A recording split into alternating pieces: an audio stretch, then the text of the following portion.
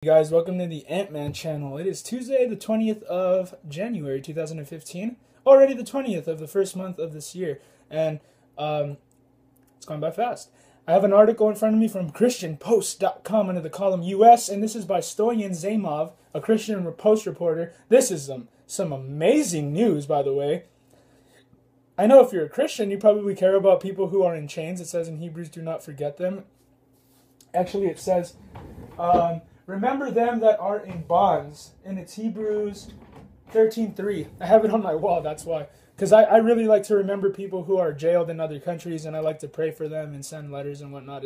It's so encouraging to just know that they go through that just for their faith. And, you know, we're afraid to even be made fun of over here. It's really a shame, and it's deplorable and whatnot. But Obama to visit imprisoned Pastor Saeed Abedini's hometown. Wife Nagme pleads with president to meet with her.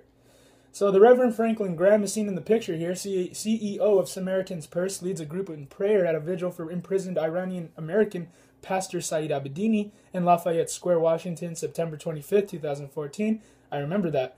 Nagme Abedini, wife of Pastor Saeed, and their two children. Heartbreaking video that they made too with the children, talking to the president.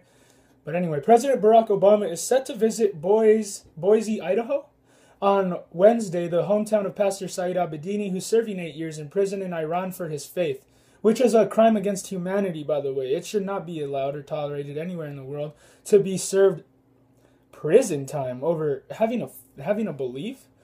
You know that in America we have a very unique country. Unfortunately, the rest of the world is not like ours. The Bible is a freeing. It's freeing. It makes you free.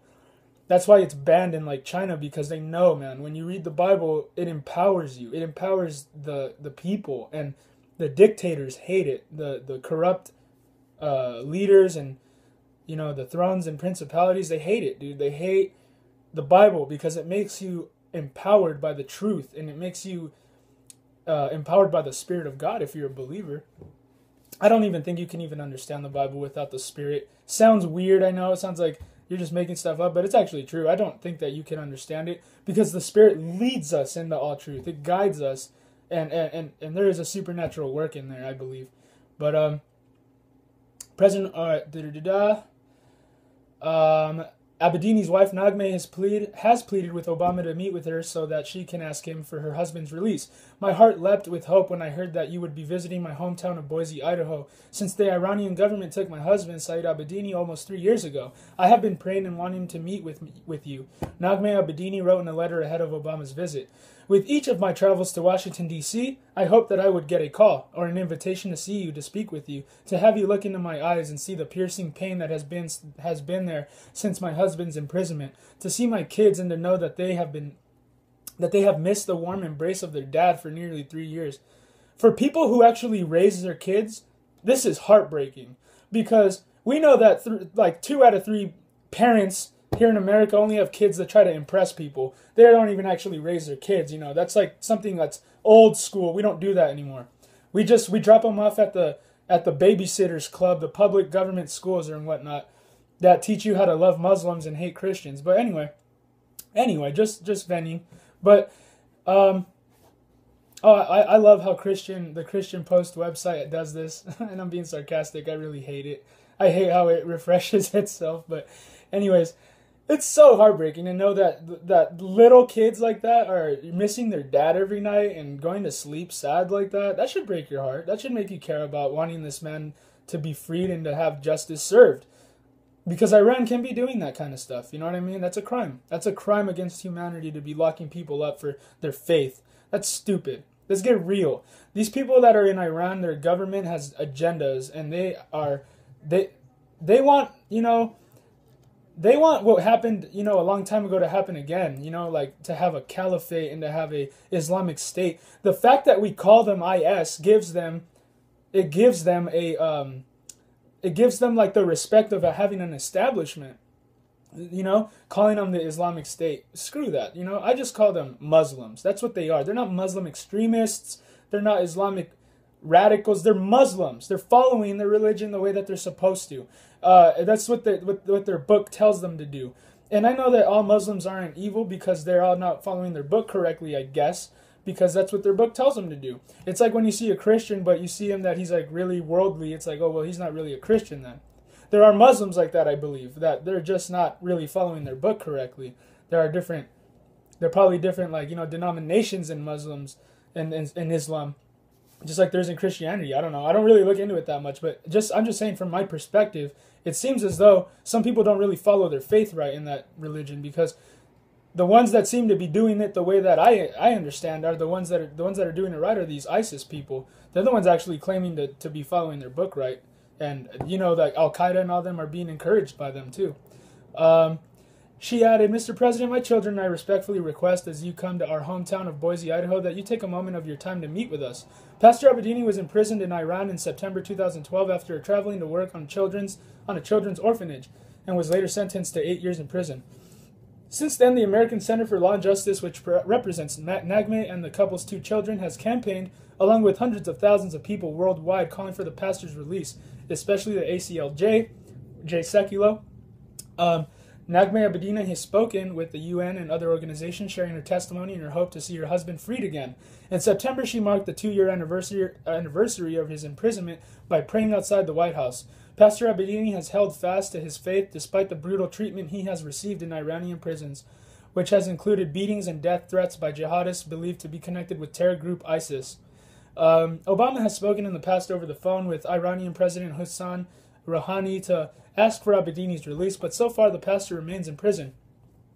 The ACLJ also addressed the president ahead of his visit to Boise and wrote, as you know, Pastor Saeed is an American citizen, imprisoned in Iran merely because of his Christian faith. You have publicly called for his release, and your State Department has engaged Iranian diplomats requesting that he be freed. For those actions, we are deeply grateful, the law group said. Yet he remains in prison, and there are public reports that the United States may reach a nuclear deal with Iran without securing the release of Americans held captive in that country, the message continued. When you are in Boise, we request that you take a few minutes from your schedule to meet with Pastor Saeed's wife, Nagme, so that she may make a personal appeal for her husband after enduring years of fear and uncertainty. She deserves to be heard. To be honest with you, Barack Obama could care less about her husband, Mrs. Abedini, because he's a Muslim and he pretends to be a leader in this country when he's really just a puppet for the banking cartels that are running our country. And they're, we know that the Creepazoid, what's his name, Mr. Creepazoid. Man, right now it's slipping my mind because I don't care to be following this guy, but he's one of the elites. He's one of the really hardcore elites. And we know now, it's a fact, that he has been funding the people that are protesting and starting all of these riots and burning down all of these private businesses. You know what this is? It's an attempt to get us to start it's an attempt to start a civil war in our country. The banking cartels are trying to start a civil war in our country, trying to get us to fight each other. And you people out there that are buying into all of the racial talking points and whatnot, making it about race and not about police brutality, you're being played like a fool. And you should know better than that. And if you don't want to learn, then I'm persuaded to believe that you are just someone looking for an excuse to do stuff that you shouldn't be doing, like burning buildings and beating people up. It's disgusting. You're not even a human being when you're acting like that anymore. You're an animal. And if you believe in evolution, then you're more prone to acting like that, I believe. You don't know, you're not godly, you're not virtuous, you're just some evolved thing, and you just think that everything's all right. Fact of the matter is, though, is that this is a gigantic cry of unfairness. You know what I mean? Where's the cry for the Christians being slaughtered in the Middle East? Where's the cry for the injustices being done to our American citizens being held, in other countries? Where is the cry for all of that? Instead, our president sympathizes with the devil and his army. And what we should do is we should just point out the fact that our president's a Muslim and he's an enemy from within, and that he's trying to take away our rights. And he wanted to fundamentally change America, and he did.